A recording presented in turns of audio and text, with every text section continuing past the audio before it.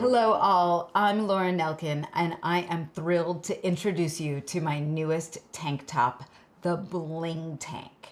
Bling tank is knit from the bottom up in two halves and has seed stitch side panels that zip things all together.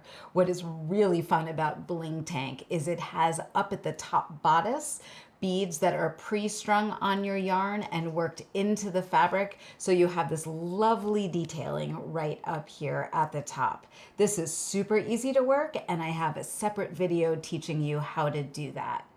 Bling tank is available in 9 sizes. It is easily adjustable for your body, and I'm happy to help you do that if you have any questions.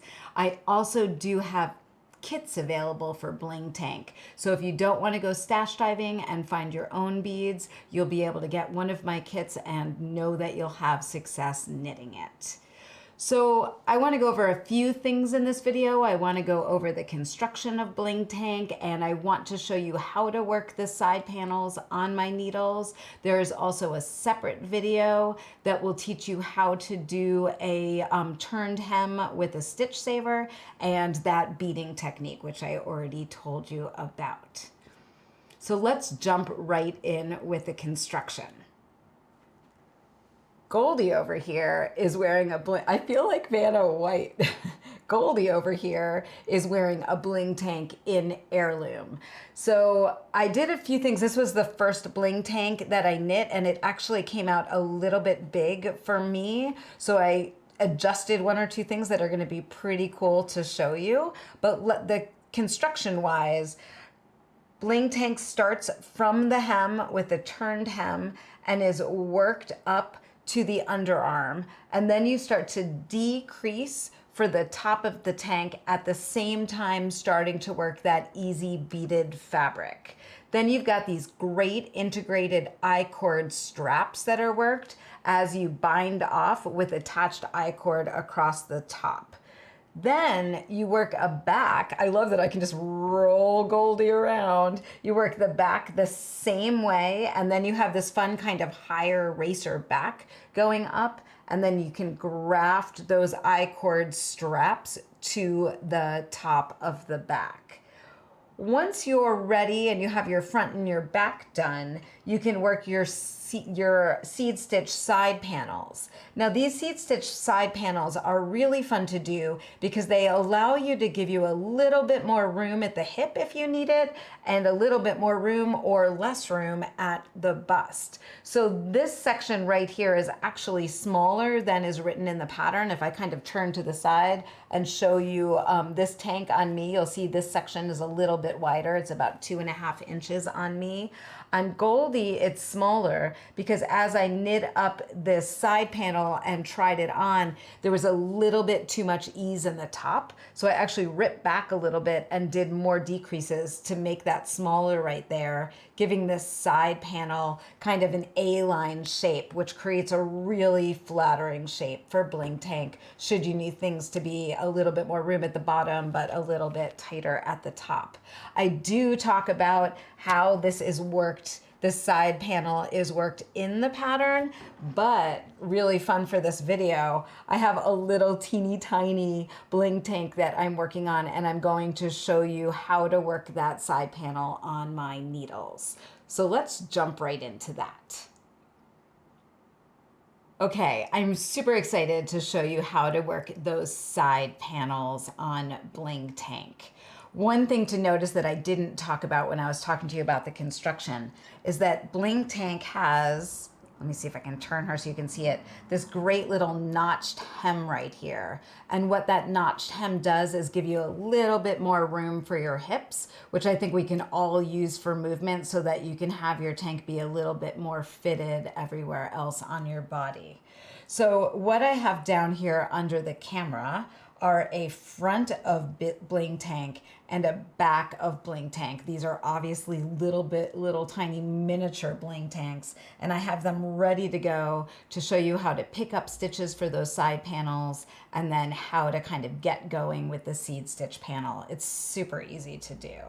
So the first thing that you want to do, and this is written out in the pattern, is we want to pick up stitches starting at the marker that you placed before you started doing the decreases for the neckline right there, down along this side of the front of your bling tank. So I am going to just turn this on its side and show you how to pick up those stitches.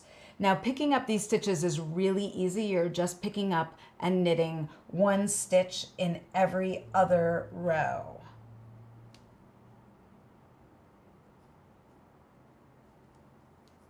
So I've got my working yarn right here, and I've got my needle going into the first stitch of that row that has the stitch marker on it.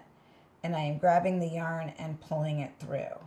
And now I'm skipping a row, and I'm going to the next row, and I'm grabbing a stitch. And then I'm skipping a row, and I'm going to the next row and grabbing a stitch.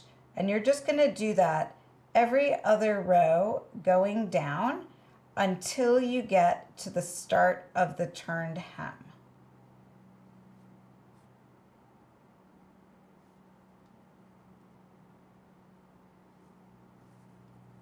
So right about there. And then you're going to cut your yarn. And if I swing this around, you can kind of see that my needle tip is down at the bottom right here, and the other end of my needle is coming out of the top. Now, I am going to grab the back, and this is where things start to get a little bit twisty. I do suggest that you do this at a table, not like at a couch or in your favorite knitting chair, just to make sure that things don't get twisted in this step. Now I'm going to take the other end of my needle, and starting where the stitch marker is on the back, I'm going to pick up and purl one stitch in every other row going down. If you haven't picked up and purled before, let me just kind of move that out of the way so it's a little cleaner. All you want to do is have your needle coming from the back to the front. So the needle is going towards you, wrap your yarn around and pull it through. It might be a little bit more awkward than picking up and knitting, but once your fingers kind of get into the flow of working it, I really don't think it's that hard. Now, one thing I should tell you about picking up these stitches is you are going to end up with a ridge of slip stitches over the top of this pickup line.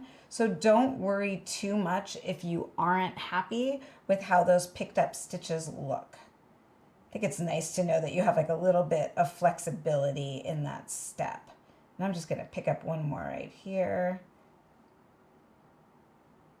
Or actually, yeah. Of course, the last stitch is like the most difficult one to pick up, right?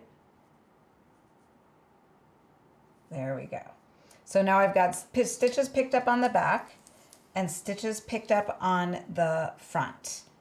And now what I'm going to do is I have my working yarn coming off that last stitch on the back, and I am going to cable cast on, which means I come into the 2 stitches, in between those 2 stitches on the left-hand needle, wrap my yarn around, pull it through, and then put that stitch onto my left-hand needle.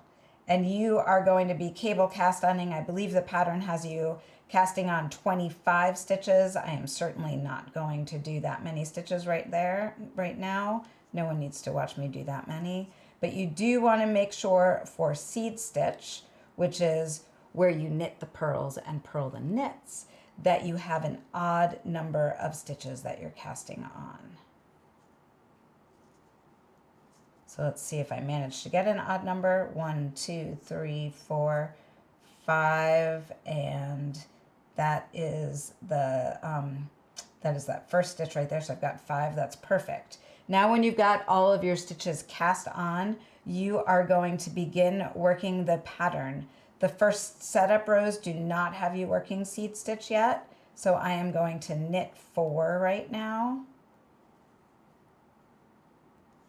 And I am going to slip 1 knitwise, and then I'm going to knit 1, and this is a live stitch from the back of the tank from picking up, and I am going to pass that slip stitch over. Now in that maneuver, I have attached the side panel stitches to the back of the sweater. And now I'm going to turn my work And I am going to slip one purlwise with yarn in front, bring my yarn to the back of my work, and I am going to knit just 3. And then I'll bring my yarn to the front of my work again, slip one, purl one, and then reach around the back and pass that slip stitch over. At that moment, you might want to kind of pull your tail to tidy things up a little bit if things feel a little bit loose on those setup rows. So now you're set up and you are ready to start working that seed stitch side panel right here. And what that's doing is zipping up the front and the back of your tank. So I'm just going to slip one purlwise with yarn in back, and I'm going to knit one, purl one to 2 stitches before the side panel, which means I'm just working that once. And then I'm going to knit one, slip one knitwise, knit one, pass slip stitch over. And now I am going to turn my work, slip one purlwise with yarn in front, work in seed stitch, which means you're going to knit the purls and purl the knits.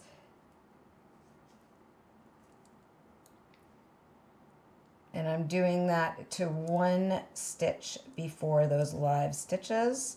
Slip that stitch, purl one, pass slip stitch over. And now you're just going to continue doing that until it's time to work the decreases at the top. I know that looks like a hot mess right now. I'm going to finish this little guy and I'll show it to you on Facebook or Instagram because I think it's going to be so adorable when he is all done. So that is everything that I have to share with you in this video about Bling Tank. Remember that there are 2 other videos for you to watch if you need some more help. There will be threads set up in my Ravelry group if you have any questions about what size you should cast on for yourself or any other questions that you run into in the pattern. You can also ask those below. I am happy to help you get your bling on. Thank you so much.